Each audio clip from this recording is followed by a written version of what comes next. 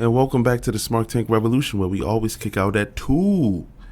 I am the supernatural soul man of substance, the benevolent intelligent Mr. Donnie Wonderful, aka Big Time Donnie.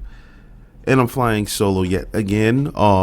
Shout out to my colleague and brother in arms, Mr. Joey Business.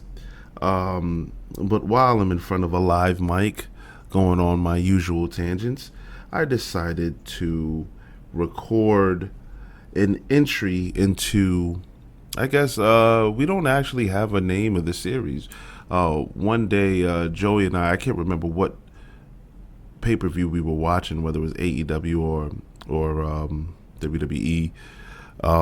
But, while we're there, we're obviously talking about wrestling, and Joey came up with a phenomenal idea that we should record an audio with the two of us explaining or debating or comparing, whichever one, our top 10 promos. And trust me, it's way better when you have somebody on the opposite side of you sharing their opinions.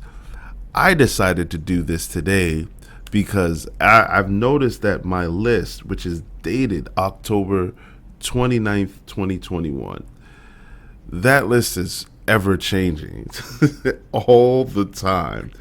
And I know Joey and I are going to come back to this, and we are going to have a two-person version of this same thing. But I definitely wanted to get this one out because I have a feeling that when I made the list, my mindset was in another area. Like now, as I talk to Joey, and we actually brushed over this topic not too long ago, and he's an encyclopedia of this stuff and all of these promos. I'm looking at my list here, and I'm saying I'm actually missing a Matt Hardy promo that I liked, that I thought was effective, and he said no words. He just held up cue cards, and this was I think during the peak of Matt Hardy's creative vision. This was right before Broken Matt Hardy in TNA. I just thought that was witty. I mean, you see Sammy Guevara and all them guys doing it now, but to me that was innovative at the time. But let's get into it. Okay, so my top 10 promos. Card subject to change, especially when I'm recording with Mr. Joey Business. But at number 10, to keep it fair, because he's my favorite wrestler, instead of ranking him 1, I'm going to rank him number 10. Now, emotionally, this was probably one that gutted me. I don't remember how old I was, maybe 12 or 13 years old. Number 10, Bret versus the Americans. The promo directly after WrestleMania 13. Bret Hart apologizes to all his fans across the world, all across Canada, and to the American fans, he apologized for nothing. And in the end, told us that we all can kiss his ass. And it was at that moment where I became Canadian, because I was riding that Bret Hart Titanic until that damn ship sank. And we all know what happened at SummerSlam. Shawn Michaels came out and got his ass whipped again. So I really loved the ending of that. Number 9 was another promo that tugged at my heartstrings. That came from Mark Henry when he teased the retirement. Told John Cena to stay there, gave John Cena his props, and a really good promo. I mean, the reason why it was a shoot until it became a promo at the end, when you found out that he was just working us. But that was executed so well, man. Oh, that was so well. I remember calling my college roommate Dave, saying, "Hey man, he got me. They got me. WWE got me." I mean, I was tearing up. You gotta love Mark Henry. You have to love the Hall of Pain, the House of Pain. I can't remember which one it was. Mark Henry was always a stand-up guy. Always was a fan. Even the sexual chocolate. I mean, I always was a fan of his progression. He became champion and had that late run where, like, I don't think anybody would have expected Mark Henry to do what he did as a heavyweight champion, and it was actually really great, and I loved it. And he was hanging up the boots, and turned out, no, that was just that's a good way to get heat. That's a really good way to get heat. That really tugged on my heartstrings. Now, number 8 at the time, he didn't have his pipe bomb yet. So that's only in reference to 2 people. But this one's MJF. I really loved the MJF campaign he did on AEW when he was challenging Jon Moxley, Not My Champion. MJF is just very well spoken, and honestly, we can put MJF anywhere. We can put it from 1 to 10. We can put him anywhere, and he would respectfully and deservedly be there and fit well. A matter of fact, and what I actually mean is I can just do MJF from 1 to 10. I literally can, because at the time when I made this, he didn't have his pipe bomb. He didn't. But more so, him and CM Punk didn't have that encounter. So that's why I wanted to get the old list out, because the new list is going to be phenomenal, just like AJ Styles. But yeah, at the time, MJF, Not My Champion. Number 8. Number 7 was probably one of the funniest ones that I could remember. 1999, Rock versus Billy Gunn, where he called him Bob. Loved it. Now, it was said that when Rock called Billy Gunn Bob, that he did it to bury him. But there's if you go on YouTube, as of today, July 18th, 2022, there's a YouTube short of Billy Gunn explaining how great that promo was, and it actually was. It was phenomenal. I mean, this was The Rock breaking out, and damn it, like, The Rock was phenomenal on the microphone then. Even if you thought it was corny, it was entertaining. The charisma was definitely off the charts. The Rock versus Billy Gunn. My name's Billy, and I just won the King of the Ring, but everyone still thinks that I absolutely suck. And then fast forward, the clouds part. I mean, you guys YouTube the promo. God looks down on it and says, Bob, but my name's Billy. It doesn't matter what your name is. Phenomenal. I mean, The Rock just set everything up flawlessly. Okay, so here was an interesting one. Number 6, my number 6 isn't actually a promo. It's just a person. Number 6 belongs to John Cena. And almost anything John Cena does, or says, rather, because this is promos. But understand this about John Cena. John Cena is hip-hop. Like it or not, ladies and gentlemen, John Cena is hip-hop. Freestyle battler. And he's witty enough with his words to actually be formidable in a freestyle battle. So you have to know, on the spot, you have to come up with rebuttals. You absolutely have to. John Cena is primed for promos. John Cena can run for president. He has the sound intellect to do it. He has the vernacular to hang in there with the Albert Einsteins of the world. Flawless, John Cena. And the reason why I just put John Cena is, like, there's so many of them. Just like MJF, I can have John Cena can run 1 through 10. You take a pick. But mind you, this is October 29th, 2021 when I did this. And I just couldn't think of just one. By the time I got here to 6, because I think I was writing them in order. But when I got, or maybe not, but I just said there's no way in the world that John Cena should be left off this list. This first list is just the first one. Don't crucify me yet. Trust me, we're going to have more of these conversations. So number 6 is just a John Cena. Insert whatever promo from whatever era whenever you want. John Cena deserves it. All right. Especially, oh, man, y'all remember when he was going against the Nexus? Some of those promos against Wade Barrett. Listen, don't even get me started. Okay.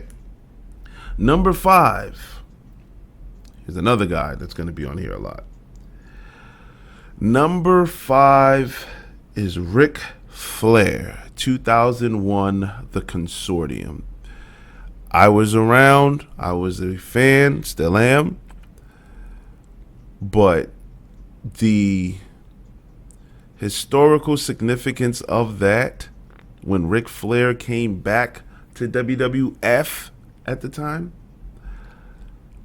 I know they were in Charlotte, but anyone watching that was a fan before, that remembered Ric Flair's 1991 to 1992 or 1993 run. I'm pretty sure he went up to late 1992. Anyone that remembered Rick from that time and then followed him over to WCW, and then when WCW folded, was excited to see or hear him come back to WWF or just to see him in the ring, you popped just as loud as the fans did in Charlotte for him. That was a phenomenal moment. And then, of course, Ric Flair sells it in only the way that he can. I mean, he's also Mr. Charisma. Ric Flair, the Consortium, number 5. Go YouTube it.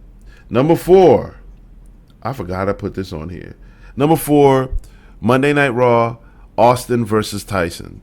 That was more of a face-off. That felt like a real boxing UFC face-off, even though they weren't opponents. And I can just remember when Stone Cold Steve Austin power walked to the ring or did his thing in the ring, and the expressions. Mike Tyson was a fan. I just remember thinking, oh Lord, it's kind of like, for me, you got the drunken old relatives. There's 2 of them, but they never come to the same function at the same time. You have a cookout, you get the drunk uncle and the drunk aunt, but only one of them shows up. This was the event where they both showed up at the same time and saw each other and was having the Mexican standoff. That's exactly how I felt. I said, oh boy. And everybody was watching it. Going to school the next day, that's all we talked about. You don't understand what I'm saying? Mike Tyson looks lost. He gives him the finger. What? Push. And this was right after his boxing license was suspended for biting Evander Holyfield's ear. He was suspended for a year. There was controversy there. Mike Tyson was legitimately the baddest man on the planet for, I don't even know, he had lost to Evander Holyfield, but still, he was the man. Mike Tyson was and is the man. I'm a huge fan of Mike Tyson. I actually just met Mike Tyson a few months ago. Huge fan of Mike Tyson. And you had no idea. It was perfect for the Attitude Era. This man was mad and bit off Evander Holyfield's ear. I thought he was going to decapitate Stone Cold Steve Austin with one of those vicious uppercuts to make the nose bone stab the brain. When he pushed him, I said, "Oh, here we go. I think it was on SportsCenter. The next day, it was on the news. That was great. I'm telling you, the Attitude Era was a great time to be a wrestling fan in the Monday Night Wars. I mean, several of those. But yeah, number 4, Austin versus Tyson. Number 3, and this deserved to be here. If you've never seen this, oh man, I don't know I'm gonna have to look at the age demographics of our supporters, because man, I was 9 years old when the O.J. Simpson thing happened.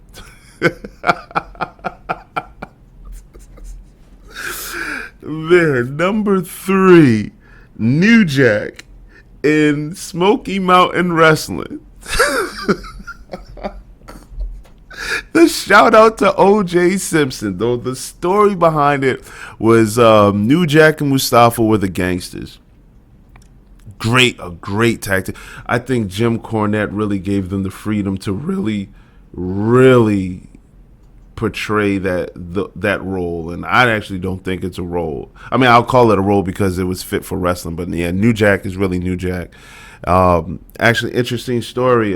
New Jack passed away last year, but he used to be on Facebook Live occasionally, but I would normally catch him, and there would be times where there's only, like, New Jack would be in his living room, like, watching Cops. Like, he used to always watch Cops.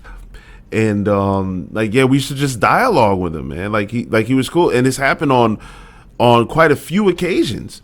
I even have an autographed copy of his book, which we're gonna start reviewing the wrestlers' books on the channel as well, or at least I'm gonna put that out there, and put that idea out there. We're gonna make that happen. But yeah, man, New Jack, New Jack told some great stories on live, and would literally, like, he would interact with his fans.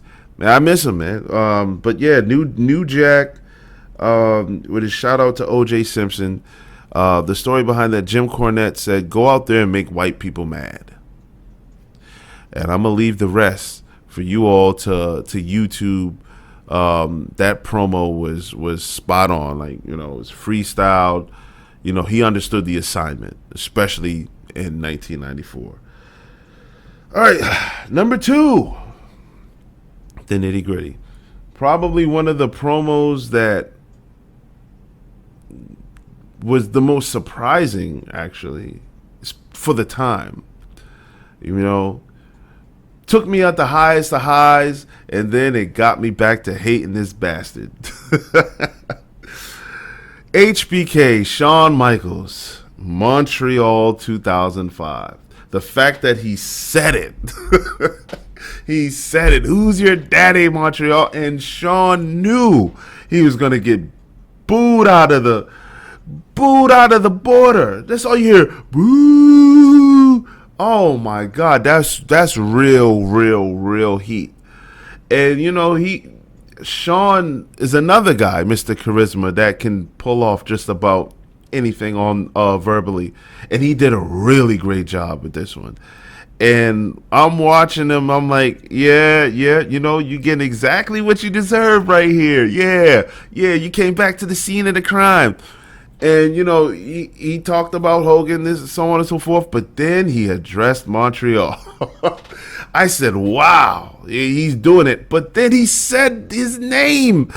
I gave Canada's own Bret the Hitman Hart his most crushing defeat. I said, you son of a bitch, how dare you? You know you screwed him. Yada, yada, yada, yada, yada. And then he kept going in. If Bret the Hitman Hart came through that, whatever he said, I'd tell him, I screwed you once, I'd screw you again. Interesting choice of words. Oh, no, he said, I did it once and I'll do it again. Because Bret the Hitman, guitar riff. I was like, oh, wow. I said, really? We're in Canada? We're about to get Bret? At the time, you gotta understand, I haven't heard that theme song since 1997. And when that theme played and that Titantron video played, for the first 7 seconds, I thought it was possible. And the crowd pop was amazing. And then 15 seconds go by. 20, maybe, about 20 seconds go by. And Shawn got us. Way to play on our emotions. And he did it again with Hulk Hogan's theme. This was during that time where it was the build up to SummerSlam 2005. Hulk Hogan versus HBK. Great promo. This one tugged at almost every emotion. Hatred, nostalgia, because when I heard Bret's music play, hope, and then disappointment, and then right back to hatred. Full circle. Great job, HBK. And the number one promo, thanks to Joey Business for putting me onto this. I have no idea how or why I missed the Ric Flair and Jay Lethal promos, but as one of the best. I still watch them. Like, if you ever need to pick me up, watch Jay Lethal. Did I hear you say or mention the Horsemen? Both of those promos, 1 and 1A, Jay Lethal and Ric Flair. Oh my God, that was that was such entertaining television. I'm not even gonna go into that because I think that I can't do it justice. You guys are just gonna have to YouTube Ric Flair and Jay Lethal. Both of those promos. My favorite out of the two, I will say, is the one where Jay Lethal doesn't go to the ring. So when Jay Lethal's on the ramp and Ric Flair and his cronies are in the ring, Frankie Kazarian, AJ Styles, Beer Money, I may be missing one other. I'm pretty sure I'm missing, but hey, we don't prep for this. We just turn on the mic and we just go. So yeah, give you a quick recap. For the list that was back in October. I done changed and read some books and saw some interesting biographies, and if I had to do another 10, it'd be different, and I can do another 10. But this was Donnie Wonderful then. There's going to be a new one with Donnie Wonderful now because a lot of things that happened. But 10 was Brett versus the Americans. 9 was Mark Henry teases retirement. 8 was MJF, not my champion. 7, The Rock versus Billy Gunn. 6 was just John Cena, insert whatever promo you like. 5, Ric Flair, the Consortium. 4, Austin versus Tyson, 1998. 3, New Jack, shout out to O.J. Simpson. 2, HBK in Montreal, 2005. And number 1 is Ric Flair and Jay Lethal. We're about 21 minutes in. If you're able to make it this far, I thank you for listening. Thank you all the supporters. I can't wait to hear what Joey Business's rebuttal is going to be to this, along with his list. But his list might be more current. But I promise, guys, that we will get on this microphone together, and we will, compare and contrast our latest ones. So, this is Donnie Wonderful from the Smart Tank Revolution. Thank you all for listening. Signing off. And make sure you join us for the next one.